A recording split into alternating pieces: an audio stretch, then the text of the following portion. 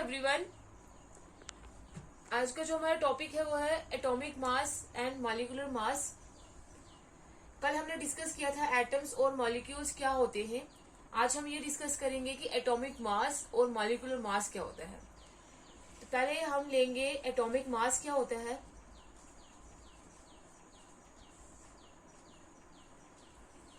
Atomic mass जो element होता है वो एटम से बना होता है। बहुत सारे एटम्स जो होते हैं वो कंबाइन करते हैं और एलिमेंट बना देते हैं। एटम इतना स्मॉल पार्टिकल होता है, सबसे स्मॉलेस्ट पार्टिकल होता है, कि जो इसका मास होता है वो हम डिटरमाइन नहीं कर सकते with the help of sensitive balance. जो हम ये रेगुलर बैलेंस यूज करते हैं उसमें इस एटम का जो मास है वो हम डिटरमाइन नहीं कर सकते हैं। लेकिन इनडायरेक्ट मेथड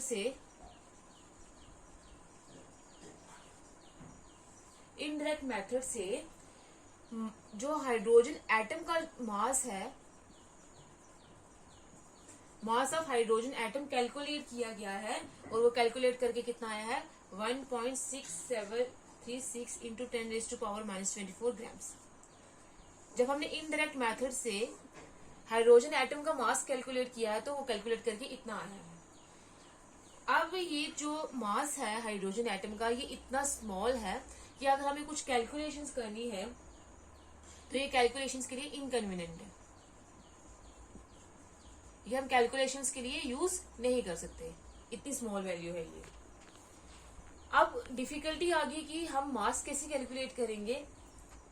इस डिफिकल्टी को एक्सप्रेस किया, ये जो एटॉमिक मास है इस डिफिकल्टी को एक्सप्रेस करने के लिए एटॉमिक मासिस को हमने रिलेटिव मासिस की तरह एक्सप्रेस किया। एटॉमिक मासिस को रिलेटिव मासिस में क्या किया, एक्सप्रेस किया। अब रिलेटिव मास का मतलब ये होता है कि मास लेना, मास कैलकुलेट करना, लेकिन with respect to the mass of standard substance. Relative masses का मतलब ये है कि हमने एक स्टैंडर्ड सब्सटेंस लिया हुआ है, उसके रिस्पेक्ट में हम क्या करेंगे, उस एलिमेंट का मास क्या करेंगे, कैलकुलेट करेंगे। पहले जो केमिस्ट थे उन्होंने हाइड्रोजन एटम को स्टैंडर्ड सब्सटेंस माना था, क्योंकि हाइड्रोजन एटम जो है वो सबसे लाइटेस्ट एटम है और हाइड्रोजन एटम का मास जो था उसकी वैल्यू ये थी, लेकिन अप्रोक्सीमेटली वैल्यू इसकी ली गई थी 1। अब एटॉमिक मास हाइड्रोजन एटम का कितना लिया गया था, 1। तो एटॉमिक मास किसी और एलिमेंट का क्या होगा, is the number of times an atom of that element is heavier than that of hydrogen. तो उन्होंने हाइड्रोजन एटम को एज अ स्टैंडर्ड सब्सटेंस माना था जिसका एटॉमिक मास उन्होंने 1 लिया था। अब किसी दूसरे एटम का एटॉमिक मास क्या होगा कि उतने नंबर ऑफ टाइम्स जो इस हाइड्रोजन एटम के जो मास से जितना वो एलिमेंट हैवी होगा वही उसका क्या होगा, एटॉमिक मास होगा। जैसे एग्जांपल लेते हैं, ये देखा गया कि जो ऑक्सीजन एटम होता है वो 16 टाइम्स हैवियर होता है then that of hydrogen. Hydrogen atom से वो 16 टाइम्स हैवियर होता है, तो इसलिए ऑक्सीजन एटम का मास मान लिया गया 16, जो किसके रिलेटिव है, रिलेटिव टू हाइड्रोजन। यही होता है रिलेटिव एटॉमिक मास। बाद में ऑक्सीजन एटम को एज अ रिलेटिव सब्सटेंस लिया गया, एज अ स्टैंडर्ड सब्सटेंस लिया गया, क्योंकि ये हाइड्रोजन से ज्यादा रिएक्टिव था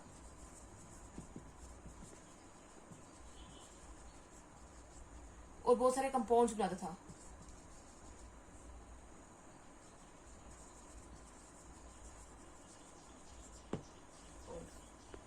लेकिन 1961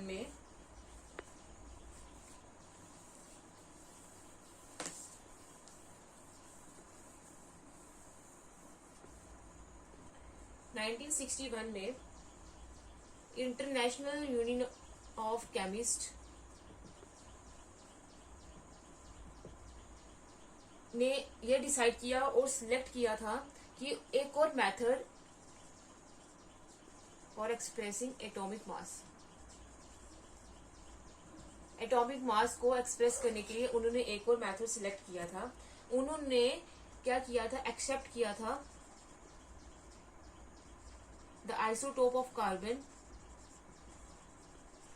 कार्बन 12 वाला जो आइसोटोप है जिसमें कार्बन का एटॉमिक मास 12 होगा, उसको एक्सेप्ट किया था as a standard substance.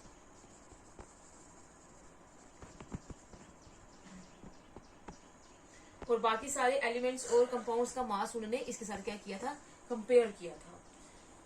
Carbon का 12 वाला आइसोटोप ही क्यों लिया है, क्योंकि जो कार्बन का 12 होता है आइसोटोप होता है वो सबसे ज्यादा स्टेबल होता है।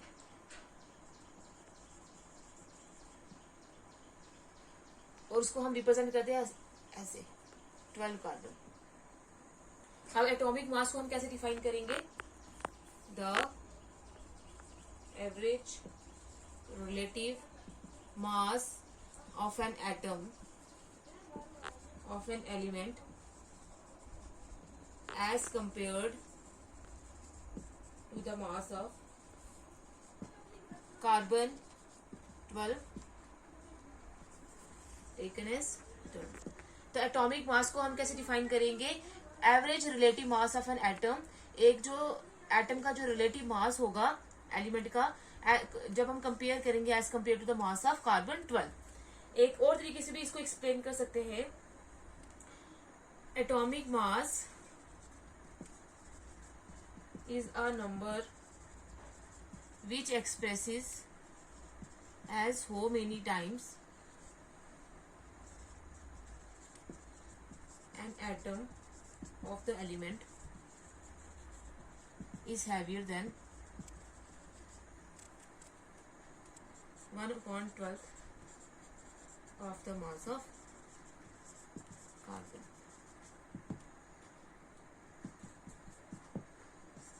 Atomic mass is equal to mass of atom 1/12 mass of carbon atom 12 carbon.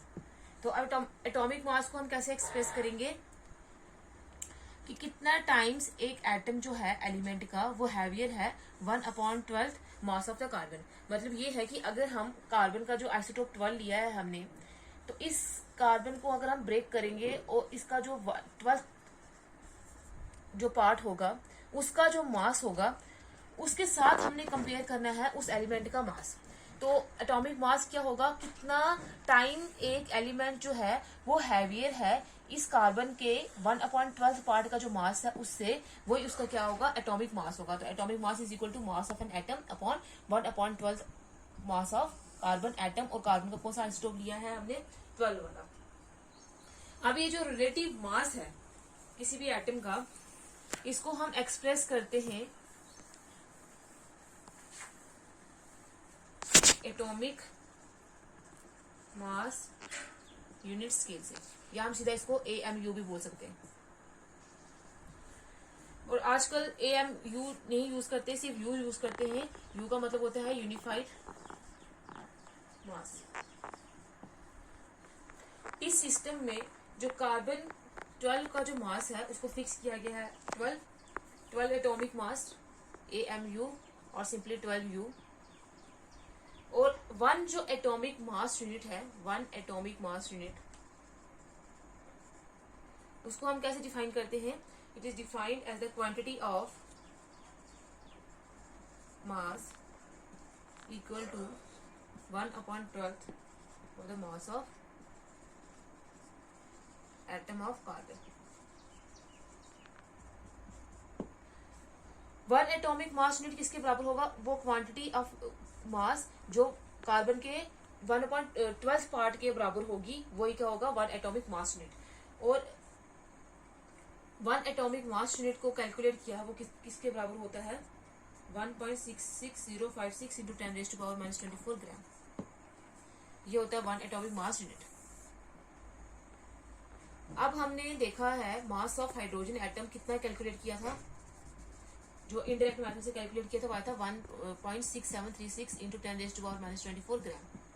अब अगर हमने रिलेटिव मास निकालना है हाइड्रोजन का तो वो किसके बराबर होगा? अगर हम एटॉमिक मास यूनिट के टर्म में एक्सप्रेस करेंगे तो वो किसके बराबर होगा? इस एलिमेंट का मास, इस एटम का मास अपॉन जो 1/12 पार्ट का मास आएगा वो कितना आया है? 1.66056 इंटू 10⁻⁻24 जब हम इसको कैलकुलेट करेंगे तो कैलकुलेट करके आएगा 1.008 AMU और 1.008 U।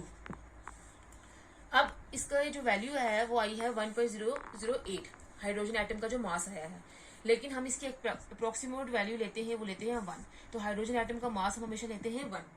वैसे ही अगर हम ऑक्सीजन एटम का मास देखें तो अगर हम ऐसे कैलकुलेट करेंगे तो वो आएगा 15.995 यूनिफाइड और इसको अप्रोक्सीमेट वैल्यू लेते हैं हम 16।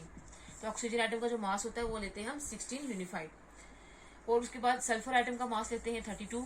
तो ऐसे हम क्या कर सकते हैं, अलग अलग एटम का जो मास है वो कैलकुलेट कर सकते हैं। और इससे हमें ये क्या पता चलता है, इसका अगर एटॉमिक मास 1.008 है तो इसका मतलब ये है कि हाइड्रोजन का जो एटम है वो 1.008 हैवियर है than the 1.12 part mass of carbon atom.